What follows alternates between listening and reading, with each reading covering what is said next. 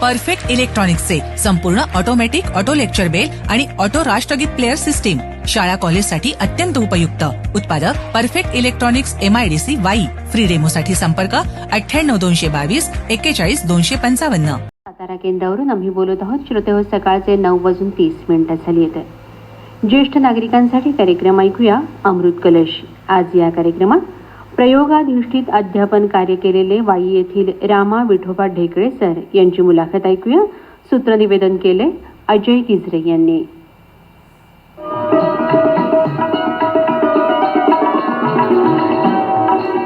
श्रोते हो, नमस्कार.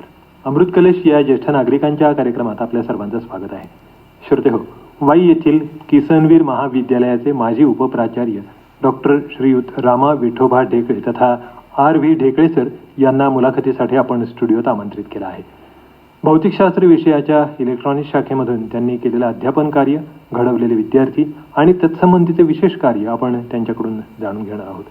सर नमस्कार. नमस्कार. स्टुडिओत आपलं स्वागत आहे. MSc, MPhil ते PhD पर्यंतचा सुरुवातीला आपला अध्ययनाचा प्रवास कसा होता हे थोडं जाणून घ्यायला आवडेल. BSc फिजिक्स झाल्यानंतर मी MScला ॲडमिशनसाठी ॲप्लिकेशन दिलं आणि मला इलेक्ट्रॉनिक्स विषय पाहिजे होता. BScला 70.4% मार्क्स होते आणि ज्यावेळेस मेरिट लिस्ट लागली त्यावेळेस इलेक्ट्रॉनिकचे पहिले 20 विद्यार्थी भरले जायचे. त्या 20 विद्यार्थी म्हणजे माझं नाव नव्हतं. सेकंड प्रिफरन्सला मला सॉलिड स्टेटमध्ये पहिलं नाव होतं, पण सॉलिड स्टेट फिजिक्स मला नको होतं. सॉलिड स्टेटपेक्षा मला अप्लाइड इलेक्ट्रॉनिक्स जास्त आवडायचं ना, त्यामुळे सॉलिड स्टेटला पहिलं नाव आल्यानंतर मी अपसेट झालो आणि मी फिजिक्सला HOD सर तिथं पाटील सर म्हणून होते, डॉक्टर पाटील सर, त्यांना मी भेटलो. सर म्हणलं मला इलेक्ट्रॉनिक्स विषय पाहिजे होता. त्यांनी मला सांगितलं ते नियमाप्रमाणे होत असते तुम्हाला इलेक्ट्रॉनिक्स मिळणार नाही म्हणले. मग मी अपसेट होऊन हॉस्टेलला गेलो. त्यावेळेस एक माझा मित्र सोलापूरचा उखरंडे म्हणून, त्यांनी मला सांगितलं अरे तुझ्या बाबतीत असं झालं की इलेक्ट्रॉनिक्समध्ये 20वा नंबर तुझाच होता, परंतु तिथं LP देशमुख म्हणून आमचे मित्र तिथं आले आणि तिने सांगितलं मलाही 70.4% मार्क्स आणि त्यालाही 70.4%. मग त्याचं नाव इलेक्ट्रॉनिक्समध्ये कसं घेतलं, मला सॉलिड स्टेट टाकलं. ही ती चर्चा झालेली ते उकरंडे सरांनी ऐकली आणि मला ते येऊन सांगितलं असं असं झालं तुझ्या बाबतीत. मी परत जाऊन हेड ऑफ डिपार्टमेंटला भेटलो तर सर म्हणलं माझ्या बाबतीत असं असं झालं, माझा 20वा नंबर होता इलेक्ट्रॉनिक्समध्ये आणि असं असं चेंजेस केलेत परत. मग पाटील सरांनी त्यांच्या क्लार्कला बोलून घेतलं, त्यांना विचारलं तर ते म्हणले हो असं झालं, त्यांची दोघांची सेम मार्क आहेत. मग ठीक आहे म्हणले. मग LP देशमुख आणि मला बोलवून घेतलं आणि समोरासमोर बसवलं. मला विचारलं टॉस करायचा का मुलाखत घ्यायची, इंटरव्ह्यू काही प्रश्न विचारू का. म्हणलं काय चालेल. तर देशमुख सरांना विचारलं काय करायचं. देशमुख सर म्हणले की नाही प्रश्न विचारा. मग मला एक प्रश्न विचारला, मी उत्तर सांगितलं. दुसरा त्यांना प्रश्न त्यांनी सांगितलं. त्यांना 6वा प्रश्न विचारल्यानंतर त्यांना त्याचं उत्तर आलं आहे. मी सांगतो म्हणलं सर. नाही थांबा म्हणले, ते प्रश्न नाही, मी तुम्हाला दुसरा प्रश्न विचारला. मग ते AC सिग्नल जनरेटर कसं वीज निर्मित त्याबद्दल मला विचारलं प्रश्न आणि मी ते परफेक्ट उत्तर दिलं. आणि मग त्यावेळेस पाटील सर देशमुख सरांना म्हणले एखादा कॅन्डिडेट घ्यायला इलेक्ट्रॉनिक्सचा तर तुम्ही इलेक्ट्रॉनिक्समध्ये देऊ नाही तर सॉलिड स्टेटमध्ये घ्या. मग ती सॉलिड स्टेटला त्यांचा नंबर राहिला, माझा इलेक्ट्रॉनिक्समध्ये नंबर आला. असं मिळून म्हणजे टॉस न करता तुम्ही ते सिद्ध करून ते मिळवलेलं आहे इलेक्ट्रॉनिक्स. बरोबर. असं हे MSc झालं. मग सर्व्हिसला लागल्यानंतर मग MPhil PhD मला फेलोशिप मिळाली. म्हणजे गव्हर्नमेंटचा खर्च, UGCचा खर्च होता सगळा. मला पुणे युनिव्हर्सिटीला MPhil आणि PhD साठी पण पाठवलं. त्याच्या बदल्यात माझ्या ठिकाणी किसन कॉलेजला दुसरे प्राध्यापक नेमले. अशातनं MPhil PhD माझं झालं. PhDचा विषय काय होता. Inverter sine UPS online offline UPS वर वर्क होतं माझं. अच्छा. आता विचारायची गोष्ट अशी की आपल्याला इलेक्ट्रॉनिक्स पाहिजे याच्यासाठी जो तुमचा अट्टहास होता तर याचं कुठेतरी लहानपणी पण आवड निर्माण झालेली होती आणि त्यातनं काही प्रयोग, कारण तुमचं पिंड असं प्रयोगशील आहे पहिल्यापासून, प्राध्यापक असू दे नंतर ते उद्योजक म्हणून असू दे, तर मग ही कुठेतरी लहानपणी पण चुणूक दाखवली होती का कधी घरामध्ये. सांगतो. 5वी ते 7वी माझं शिक्षण मुंबईला झालं. त्यांच्या थोरल्या भावाकडे मी तिथं होतो आणि मला घड्याळ दुरुस्ती किंवा रेडिओ दुरुस्ती मला खूप आवडायची. घरचा रेडिओ बंद पडला किंवा घड्याळ बंद पडलं, मी घरच्या घरी खोलायचो. कधी कधी मी सक्सेस होतो, कधी कधी नाही. आणि त्यामुळं मला घरी रागवायचे, बंद पडले ना बाहेर टाकण्यापेक्षा इथं खोलू नका असं भाऊ सांगायचं. मग मी काय करायचो, कल्याणमध्ये होतो 5वी 7वी. मग गार्डनमध्ये जाऊन ते रेडिओ दुरुस्त तिथं खोलाखोली करायचं, घड्याळ पण तिथं खोलाखोली करायचं आणि दुरुस्त करायचं. आता घड्याळाचं सुद्धा कुठला लिव्हर गेला, कुठलं तर जायचं वॉचमेकरकडं, मला हे लिव्हर पाहिजे. मग तो विचारायचा की याचा नंबर काय घड्याळाचा. मग त्यावेळेस मला समजणार की ह्याला नंबर असतो. मग त्यावेळेस 96 नंबरची घड्याळाची जास्त चालायची, 64 नंबर असायचं. ते आता आउटडेटेड झाले, आता ती घड्याळ बंद झाली. त्यामुळे मी स्वतः वॉचमेकर पण झालेलं आहे. आणि रेडिओ दुरुस्तीमधून मला ते ट्रान्समीटरचे सर्किट मिळाले. SYBSC असताना मी AM ट्रान्समीटर डिझाईन केला आणि ते ट्रान्समीटर कोणालाही सहजासहजी बनवता येत नाही. विशेष म्हणजे आपण इथं बोललो सर्किटमध्ये की रेडिओला आवाज ऐकू जायचा. आणि MSCला प्रॅक्टिकल असायचं. ते MSCला प्रॅक्टिकल ते जरा कॉम्प्लिकेटेड असायचं, ते घाबरायचे सगळे. पण मला प्रॅक्टिकल एक्झाममध्ये मला ते एक्सपेरिमेंट करता आला व्यवस्थित. त्यामुळे मला मी प्रॅक्टिकलला टॉपला होतो MSCला 1981 साली. आणि प्रॅक्टिकलची आवड अशी निर्माण झाली माझी. आज सुद्धा तो छंद म्हणून तुम्हाला घड्याळ दुरुस्तीचा आजही छंद. आणि दुसरा विशेष सांगायचं, माझं MSCचं एज्युकेशन मी ज्यावेळेस FYBSCला होतो त्यावेळेस मी घरगुती वॉच रिपेअरिंग करत होतो. बार्शीमध्ये मोहन वॉच कंपनी एक दुकान आहे. त्यावेळेस मला वाटतं 1976 साली असेल. तर त्यावेळेस घड्याळाचं मला नॉलेज आहे, दुरुस्तीचं नॉलेज आहे. त्यांना समजल्यानंतर मी तिथं बसून एक घड्याळ दुरुस्त करून दाखवलं. आणि त्यावेळेस मला 5 घड्याळ दिले जायचे दुरुस्तीला, घरी करून आणलं तर चालते. आणि त्यावेळेस मला एका घड्याळामागं 10 रुपये द्यायचे त्यावेळेस. मग असं मला प्रॅक्टिस मिळत गेली आणि घरी पण मी करत होतो. माझा मित्र मच्छिंद्र कोकाटे होता, ते पण वॉचमेकर झाला. मी त्यांना शिकवलं. मी ज्यावेळेस MSCला गेलो त्यावेळेस हॉस्टेल नंबर 3 मध्ये रूम नंबर 78 होती. मी तिथं एक बोर्ड लावला, इथे घड्याळ दुरुस्त करून मिळते. तिथं युनिव्हर्सिटीमध्ये जे कॅन्टीन असते, कॅन्टीनचे तिथे एक साधं पांढऱ्या कागदावर स्केच पेन लिहून बाबा अशा घड्याळ दुरुस्त करून दिले जातील. त्यावेळेस बरेचसे MSCचे विद्यार्थी माझ्याकडे घड्याळ दुरुस्त यायचे. परत रिसर्च स्टुडंट यायचे. आमचे काही प्राध्यापक आहे, डॉक्टर SS पवार आमचे सर, त्यांना समजलं. त्यांनी मला घरी बोलवून तेव्हा हे दुरुस्त करायचे, त्यांची दुरुस्त करून दिलेत. इव्हन तुम्हाला सांगायचं म्हणजे डॉक्टर SS चव्हाण माझे सर आहेत. त्यांना तर उत्सुकता अशी होती किंवा तुला घड्याळ दुरुस्त आहे तर मला शिकव. त्यांनी मला आग्रह केला, बाबा सगळं साहित्य घेऊन ये डिपार्टमेंटला, मला शिकव. मग ते 96 नंबरचं घड्याळ मी घेऊन गेलो आणि त्यांना सांगितलं बाबा हे असं खोलायचं, हे स्क्रूड्रायव्हरनं हे असं बॅलन्स काढायचा, हे बॅलन्स काढला, हे लिव्हर काढला आणि हे परत असं हे बसवायचं. त्यांना शिकवलं.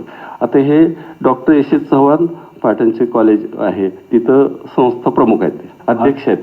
पण विषय कसा होतो माहिती का, एकदा माणसाला जर असे पैसे मिळायला लागले की नाही की त्यातलं थोडं शिक्षणातलं दुर्लक्ष होऊन तो त्या व्यवसायामध्ये जास्त जाऊ शकतो. तर मग व्यवसायामध्येच का नाही गेलं, म्हणजे प्राध्यापक व्हायचं हे परत कसं काय? नाही, शिक्षणामध्ये तेवढीच आवड होती मला. प्रत्येक कन्सेप्ट क्लिअर करण्याची आवड होती. आम्ही अभ्यासाला लायब्ररीमध्ये जायचो परीक्षा जवळ आल्यानंतर. माझे मित्र डॉक्टर SR पाटील म्हणून होते. आमचं डिस्कशन असायचं वेगळ्या कन्सेप्टवर, किंवा हे बल्ब आहे, मग तिथं फिलामेंट लागल्यानंतर इमिशन होतं, मग इलेक्ट्रॉनचं इमिशन झालं तर कुठं जातं, असे प्रश्न असे विचारायचे. मग लॉजिकली त्यावेळेस मी सांगू शकलो नाही, पण दुसऱ्या दिवशी सांगितलं की इलेक्ट्रॉन्स ज्यावेळेस बाहेर पडतात इलेक्ट्रॉनिक प्रेशर तयार होतं आणि rate of emission of electrons and rate of absorption of electrons in filament हे सेम होतं. त्यामुळं इक्विलिब्रियम साधतात तिथं. त्यामुळं इलेक्ट्रॉन्स असं कंटिन्यू बाहेर पडतच नाहीत, ते एक बॅलन्स होतं. त्यामुळं बल्बचं लाईट इंटेन्सिटी कॉन्स्टंट राहते. असं म्हणजे वेगळे प्रश्न असे चर्चा व्हायची यामुळे. आणि त्याच्यात मला इंटरेस्ट असायचं. चॅलेंजिंग प्रश्न कोणी विचारलं की त्यात लक्ष देऊन बघायचं, अभ्यासात लायब्ररीत जायचं, पुस्तकं रेफरन्स बघायचे आणि त्याचं उत्तर द्यायचा मी प्रयत्न करायचो. नाही म्हणजे मला विचारायचं रोख असा होता की तुम्ही जो काळ सांगताय की नाही त्या काळामध्ये अशा टेक्निकल इन्स्टिट्यूटचा खूपच बोलबाला होता.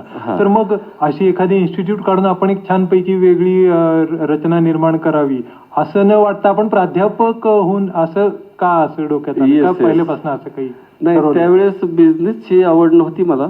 खरं मी लहान असताना म्हणजे SYलाच असताना एक मी फिल्म थिएटरची एक मशीन मला मिळाली हँड ऑपरेटेड.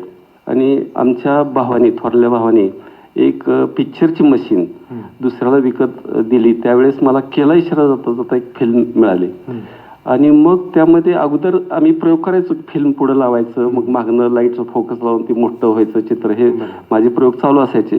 परंतु हे फिल्म प्रोजेक्ट एक मला मिळालं, ते हँड ऑपरेटेड. मशीनचा रोल वर लावला, ते रोल त्या मशीनमधनं बाहेर आला, खालच्या रोलला गेल्यानंतर असा हँड ऑपरेटेड केलं की केला इशारा जाता जाताचं ते चित्र सगळं दिसत होतं, पण त्याला आवाज नव्हता. मग मी काय केलं, ते हवा भरण्याचा जो भात असतो ना, त्याला एक असं दांड असतो, फिरवलं की एक लहान चक्र जोरात फिरतं. आता अलीकडे लाईट वेगळे बल्ब आलेत, वेगळे फोकसचे. आम्हाला त्यावेळेस बल्ब साधा असायचा आणि बॅटरीचं जे फोकस आहे ते लावायचो. मी काय केलं, ते भिंगरी जे आहे त्या भिंगरीला तिथं आम्ही जो डायनामो असतो ना सायकलचा, तो अटॅच केला आणि जिकडे हँडल आहे तिथे एक चक्र लावलं, वेल्डिंग करून घेतलं आणि त्या मशीनला हँड ऑपरेटेड होतं एक, तिथे एक चक्र लावून घेतलं, त्याला बेल्ट लावला. मग ज्यावेळेस मशीन चालू करायची त्यावेळेस ते भात्याचा दांडा फिरवला की इकडं पॉवर जनरेट व्हायची आणि इकडं लाईट इंटेन्सिटी वाढायची, त्यामुळे चित्र मोठं दिसायचं. मग मी एकदा घरी बाहेर असा पडदा लावला संध्याकाळी 7-7:30ला आणि माझी मित्र सगळे आली होती, गर्दी झाली होती बघायला आणि अंधारात मी सुरू केलं केला इशारा जाता जाता. ते मुखचित्रपटच होतं ते सर्वांना दाखवलं. त्याच वेळेस माझा थोरला भाऊ आला, तो BSc केमिस्ट्री झालेला होता आणि माझं हे प्रयोग बघून तो खुश. आमच्या आईला म्हणला, हे रामा म्हणलं कधी महागा पडणार नाही आयुष्यात, तू नाही शिकला तरी कुठं ना कुठं सेट होणार, असं मला कॉमेंट माझ्या आईनं सांगितलं. असं दत्तोबा म्हणत होता, दत्तात्रय नाव होतं आमच्या भावाचं. तर असे एक छंदातून म्हणजे वेगळे प्रकल्प मी राबवत गेलो. दिवाळीची सुट्टी, उन्हाळ्याची सुट्टी जी आहे ना, ते मी वाया घालत होतो. मला सायकलिंगचं एक फार वेड होतं. सायकलिंगचे वेगळे मी प्रयोग करत असायचो.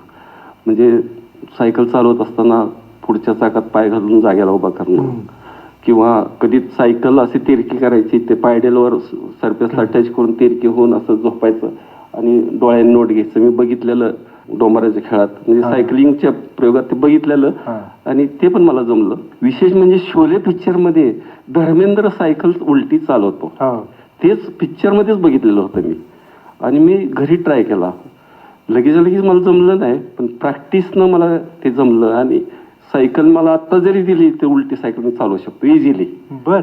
ते पण एक म्हणजे थोडक्यात सांगायचं, दिवाळी सुट्टी, उन्हाळी सुट्टी, ऑब्जेक्ट ओरिएंटेड वर्क मी ठेवत होतो. आता मला काय म्हणायचंय, हे जेव्हा आपण प्राध्यापक झाल्यानंतर विद्यार्थ्यांकडूनही तेवढंच प्रॅक्टिकल फोकस्ड शिक्षण ज्याला म्हणून की नाही आपण, हे देण्यावरती जास्त तुमचा भर होता. बरोबर. थिअरी पार्ट हा आवडीचा विषय असतो, वर्गात शिकवलं, पण त्याला प्रॅक्टिकलची तितक्याच सम्यतेने जोड देणं हे फार महत्वाचं आहे आणि ते काम खूप चांगल्या पद्धतीने आपण. बरोबर. ज्यावेळेस मी MSc झालो, डॉक्टर SH पवारचं माझं आदर्श, ते शिकवण्याची त्यांची स्टाईल. वर्गात आल्यानंतर कुठली चीट हातात नसणार त्याच्या, वर्गात आल्यानंतर ते जे काय डायग्राम वगैरे असणार बोर्डवर काढणार आणि ते एक्सप्लेनेशन देणार त्यांचे बरोबर इंग्लिशमधून, आणि जसं एक्सप्लेनेशन दिले तसंच बरोबर लिहून देणार. ही त्यांची शिकवण्याची स्टाईल मला आवडली.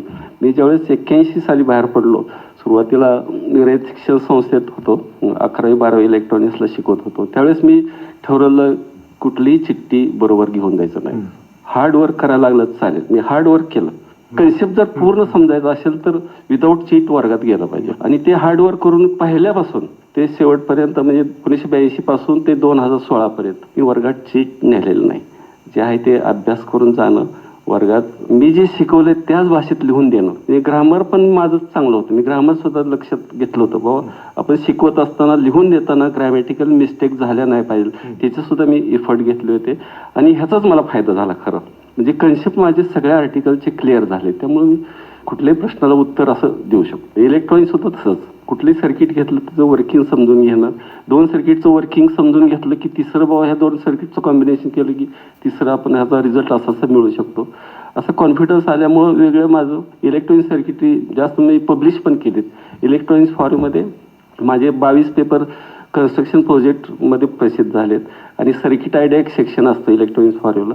ते सर्किट आयडिया मी आता तुम्हाला उदाहरण सांगितलं, वेगळा स्टडी करायचा, कुठं तर आयडिया क्लिक होती नवीन की जे आतापर्यंत पब्लिश झालेलं नाही, असे सर्किट करून बघायचे आणि ते इलेक्ट्रॉनिक्स फॉर्म्युला पाठवायचे, ते पण पब्लिश झाले. एक इंजिनिअरिंगचा असा जर अभियांत्रिकी क्षेत्राचा जर असा विचार केला तर सुरुवातीला मेकॅनिकलकडे जास्त भर होता, म्हणजे आपली जी सुरुवात होती राईट. त्या मेकॅनिझम नंतर आपण इलेक्ट्रॉनिक्स मध्ये घुसलो की बाबा ह्या गोष्टी म्हणजे कमी त्रासामध्ये कशा आपल्याला साध्य करून घेता येऊ शकतील, आणि नंतर त्याच्या आपण ऑटोमॅटिक कडे वळलो की ह्या सगळ्या गोष्टी मेकॅनिकल आहेत पण त्या ऑटोमॅटिक कशा आणखीन आपल्याला करता येतील इकडं, म्हणजे हा थोडंसं हे फेजेस म्हणा. आणि आता नवीन आर्टिफिशियल इंटेलिजन्स वगैरे आपण शब्द ऐकतोच.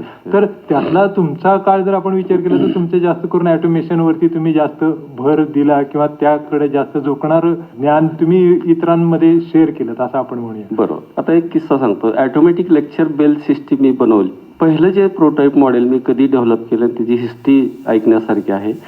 आमच्या किसन कॉलेजला 1995 साली डॉक्टर नलवडे सर प्राचार्य होते आणि प्राचार्यांच्या केबिनमध्ये माझ्या कामासाठी मी थांबलो होतो. त्यावेळेस 2 प्राध्यापक आले प्राचार्यांना तक्रार घेत. एक प्राध्यापक म्हणतो सरांनी 10 मिनिटं लेक्चर लेट सोडलं त्यामुळे माझी 10 मिनिटं वाया गेली. तर तो प्राध्यापक म्हणत होता माझ्या घराप्रमाणे मी करेक्ट बाहेर आलोय, आणि दुसरं प्राध्यापक म्हणायचं नाही तुम्ही 10 मिनिटं लेट झाले. मग नलवडे सरांनी सांगितलं की तुम्ही रेडिओ टाइम प्रमाणे लावून घ्या म्हणजे असा वाद निर्माण होणार आहे. आणि त्यावेळेस शिपाई बेल वाजवायचे, ते टायमिंगला बेल देत नव्हते, त्यामुळे असं प्रकार घडत होता. मग मला लक्षात आलं की आपण ऑटोमॅटिक लेक्चर बेल सिस्टीम करू शकतो. त्यासाठी मग आपण काय शिकलोय, मोनोस्टेबल मल्टीमीटरचं ऍक्शन आपल्याला माहिती आहे, डिजिटल टाइम स्विच जे आहे त्याचं पण ऍक्शन माहिती आहे. मग ह्याचा जर आपण वापर केला तर ऑटोमॅटिक लेक्चर बेल होऊ शकेल असं मी थिओरिटिकल आहे त्या मनात ऑर्गनाईज केली. आणि नलवडे सरांना विचारलं सर मी ऑटोमॅटिक लेक्चर बेल सिस्टीम बनवू का, म्हणजे लेक्चर झालं की आपोआप बेल होईल. ते म्हणले काय म्हणताय, खरंच काय, असं असेल तर करा, काय खर्च होईल ते आपण देऊ म्हणले. तर 1995 साली तो प्रॉडक्ट करून बसवला, तो अजून चालतोय किसन कॉलेजला. आणि त्यानंतर ऑटोमॅटिक राष्ट्रगीत प्लेअर म्हणजे ऑटोमॅटिक नॅशनल अँथेम प्लेअर एक केंद्राकडून सर्क्युलर आलं हायस्कूलला आणि कॉलेजला की प्रत्येक कॉलेजनं प्रत्येक स्कूलनं हे जनगणमन हे म्हटलंच पाहिजे. मग असं सर्क्युलर आल्यानंतर मग प्राचार्याने एका प्राध्यापकाला सांगितलं की तुम्ही हे घ्या, हे CD, त्यावेळेस पेन ड्राईव्ह पण नव्हतं, CD घ्या, त्याच्यात जनगणमन आहे आणि तुम्ही ते चालू करायचं ॲम्प्लिफायर चालू केल्यानंतर तुम्ही सुरुवातीला अनाऊन्समेंट करायची, सर्वांनी संगीतासाठी उभे राहून अनाऊन्समेंट करा आणि हे CD टाकून तुम्ही हे करायचं, दररोज हे काम तुम्हाला, असं सांगितलं. मग मी त्याच्यावर विचार केला व ऑटोमॅटिक लेक्चर बेल सिस्टीम आपण बनवलेली आहे. इथं सुद्धा आपण इलेक्ट्रॉनिक कार्ड आपण डेव्हलप करून ऑटोमॅटिक करू शकतो. तिथेही मोनोस्टेबल मल्टीमीटरचा वापर केला. मग त्यासाठी मी काय केलं, ॲम्प्लिफायर घेतलं. ज्यावेळेस आपण CD टाकतो त्यावेळेस कुठले बटणं दाबावं लागतात त्याचा अभ्यास केला आणि 2 मोनोस्टेबल मल्टीमीटरचा वापर करून ते बरोबर ऑपरेशन मला जमलं, सक्सेस झालं. आणि ते पण आता बऱ्याच कॉलेजला मी इन्स्टॉल केलेलं आहे. अशातनं म्हणजे प्रॉब्लेम काय आहे त्याला अनुसरून मी विचार करून सुचणं हे कधी शक्य आहे, ज्यावेळेस तुम्हाला कन्सेप्ट क्लिअर असतात. आता मोनोस्टेबलचा कन्सेप्ट आहे, आपण फक्त तेवढ्यापुरतं करतो आणि विसरतो. अमुक एका पार्टचं खरं काम काय आहे कळल्यानंतर त्याचं ऍप्लिकेशन ते कुठं वापरायचं आहे राईट कळू शकतं, मग काही अडचण राहत नाही. तर मग ही जी गोष्ट आहे ही विद्यार्थ्यांमध्ये मुरवणं गरजेचं आहे. बरोबर. तर मग ते पुढे होऊन जास्त चांगल्या पद्धतीने त्यांचं आउटपुट किंवा चांगलं काम ते निर्माण करू शकतात. कारण हा विद्यार्थी उद्या राष्ट्र उभारणीचं काम करणार आहे आणि हे सगळे योगदान त्याच्या कामातून तो उभं करणार आहे. तर मग ह्या गोष्टी विद्यार्थ्यांना किती आवडतात समजून घ्यायला खऱ्या. येस. संशोधन महोत्सव 2008 एक अशी ऍक्टिव्हिटी शिवाजी युनिव्हर्सिटीने काढली. त्यांचं एक सर्क्युलर कॉलेजला आलं होतं की सर्व सायन्सच्या विद्यार्थ्यांसाठी प्राध्यापकांनी हेल्प करायचं विद्यार्थ्यांना, त्यांच्याकडून ते प्रोजेक्ट करून घ्यायचं आणि त्याचं कॉम्पिटिशन न्यू कॉलेज कोल्हापूरला ठेवलं होतं. अच्छा. आणि मग मी तिथं 10 किलोमीटर रेंज असलेला FM ट्रान्समीटर मी ऑलरेडी डेव्हलप केला होता. अजिंक्य घोरपडे आमचा फिजिक्सचा विद्यार्थी, त्याला सांगितलं आपण हा प्रोजेक्टमध्ये भाग घ्यायचा, तुला सगळं प्रेझेंट करायचंय. मग त्याच्याकडून ते प्रोजेक्ट पूर्ण करून घेतला. मग तुला हे दाखवायचं म्हणून सांगितलं की तू हे तर कंडेन्सर माईकमध्ये बोलायचं ट्रान्समीटरच्या आणि रेडिओला ऐकू जातं, ते दाखवायचं तुला प्रदर्शनामध्ये. त्याचं ॲप्लिकेशन एज्युकेशनल प्रोग्राम तुम्ही ब्रॉडकास्ट करण्यासाठी वापरू शकता असं सांगायचं. मग त्या प्रोजेक्टला न्यू कॉलेजमध्ये 2008 मध्ये पहिलं पारितोषिक मिळालं. 1000 रुपये रोख कॅश आणि पारितोषिक सर्टिफिकेट त्याला मिळालं. पहिला नंबर ह्या प्रोजेक्टचा आल्यानंतर लगेच दुसऱ्या दिवशी 2-3 पेपरला बातमी आली व असं आले. मग तुमची सातारा आकाशवाणीची टीम तिथं आली होती त्या विद्यार्थ्याची मुलाखत घेण्यासाठी, बाबा एवढं चांगलं प्रोजेक्ट केलंय. त्यावेळेचे शिवाजी विद्यापीठाचे व्हाईस चान्सलर त्यांनी आमच्या विद्यार्थ्याला बोलवून घेतलं. एवढं 10 किलोमीटर रेंज असेल तर आपण विद्यापीठामार्फत सुरू करू, तू नंतर येऊन मला भेट, असं पण चर्चा झाली त्यांची. म्हणजे आपण जी कम्युनिटी रेडिओ आज जी संकल्पना बऱ्याच ठिकाणी वापरली जाते. Yes, right. मग मी विचार केला हे लिगली बरोबर नाही, कुणी तर पकडलं तर काय होईल. मग वायरलेस प्लॅनिंग कमिशन न्यू दिल्लीचं मला ॲड्रेस मिळाला. मी त्यांना लिहिलं, मला ह्याच्यावर वर्क करायचंय, तुम्ही मला लायसन्स द्या. तर मला लगेच पत्र आलं त्यांचं, 100 रुपये भरा आणि मग तुम्हाला लायसन्स. मी 100 रुपये भरले आणि एक्सपेरिमेंटिंग लायसन्स म्हणून मला दिलं. म्हणजे मग वायरलेसची मग मला भीती नाही काय, मग वेगळ्या रेंजचे एक्सपेरिमेंट मी करत राहिलो. अच्छा. PhD पर्यंत विद्यार्थी ही आपण घडवलेले आहेत. येस, हां, येस. खरं तर मला 3 PhD विद्यार्थी मला अलॉट झाले होते आणि 2 MPhilचे अलॉट झाले होते. परंतु माझं MSc करत असताना मला MSc फिजिक्स इलेक्ट्रॉनिक्स अशी डिग्री होती. त्यावेळेस इलेक्ट्रॉनिक डिपार्टमेंट सेपरेट नव्हतं. तर माझ्यावर थोडा अन्याय झाला होता त्यावेळेस. ज्यावेळेस आम्ही PhDचे जे आर्टिकल टायटल फिक्स केलं, त्याच्यावर प्रेझेंटेशन दिलं फिजिक्स डिपार्टमेंट शिवाजी युनिव्हर्सिटीमध्ये, तर तिथं ऑब्जेक्शन घेतलं, हे इलेक्ट्रॉनिकचे सगळे आहेत मध्ये. आत्ता इलेक्ट्रॉनिक डिपार्टमेंट सेपरेट झाले. मग फिजिक्समधलाच हा इलेक्ट्रॉनिक्स पेपर आहे, मी समजावून सांगितलं. तर ते म्हणत होते फिजिक्समध्ये इलेक्ट्रॉनिक्स येत नाही. मी सरांना हे पण म्हणलं, FY पासून ते MSc पर्यंत इलेक्ट्रॉनिक्स पार्ट मग का ठेवलाय. मग माझे 3 PhD कॅन्डिडेट आणि 2 MPhil त्या विद्यार्थ्यांना सांगितलं, बाबा असं ऑब्जेक्शन घेतलेलं आहे, तुम्ही तुमचा दुसरा गाईड बघा, मला काय ते शक्य होणार नाही. दुसऱ्या विषयावर मी सॉलिड फिजिक्स ह्याच्यावर मी काय रिसर्च करणार नाही, इलेक्ट्रॉनिक्सवर करणार. मग 3 PhD पैकी एक कॅन्डिडेट राहिला, त्यांनी इन्फॉर्मच केलं नाही, कॅन्सलच केलं नाही, तसं राहिलं. आणि मग सांगण्यात आलं शिवाजी युनिव्हर्सिटीतनं की बाबा तुम्हाला गाईड आता बदलता येणार नाही, तुम्हाला आहे ते वर्क करावं लागेल. मग मला तिने येऊन सांगितलं असं असं आहे, थिन फिल्मवर मी हे रिसर्च मी करते, त्याच्यावर फिजिक्समधलं आहे. आता असं जर सिच्युएशन असेल तर म्हणलं तू वर्क कर म्हणलं, पण तू वर्क काय करते हे मला संदर्भ सांग. मग त्या संदर्भात मी पण स्टडी करेन आणि मग मधून रिपोर्टिंग करायचं, माझं वर्क असं झालं काय झालं. मग त्या संदर्भात मी पण स्टडी करायचो. अशा पद्धतीनं मी त्यांच्या ज्या फील्डमध्ये मी तयार झालो, थिन फील्डमध्ये सगळं अभ्यास केला सर्व बाजूने आणि त्याला PhD मिळाली. तिनं मला सांगितलं, तुम्ही जी तयारी करून घेतली ते मला फायदेशीर झालं. तसं म्हटलं तर तुम्ही तयारी स्वतःही केली आणि त्यांची पण करून घेतली, दोघांची PhD. त्यामुळे एक PhD झाली, 2023ला ते PhD मिळाली. साधारणपणे मनुष्य निवृत्त झाल्यानंतर आपलं आहे हे समाधानी आयुष्य निवांत जगावं अशा धारणेचा असतो. त्याच्यानंतर तुम्ही उद्योजकतेकडे वळला, एक त्याला एनर्जी आणि अजूनही तुमचं हे सगळं चालूच आहे.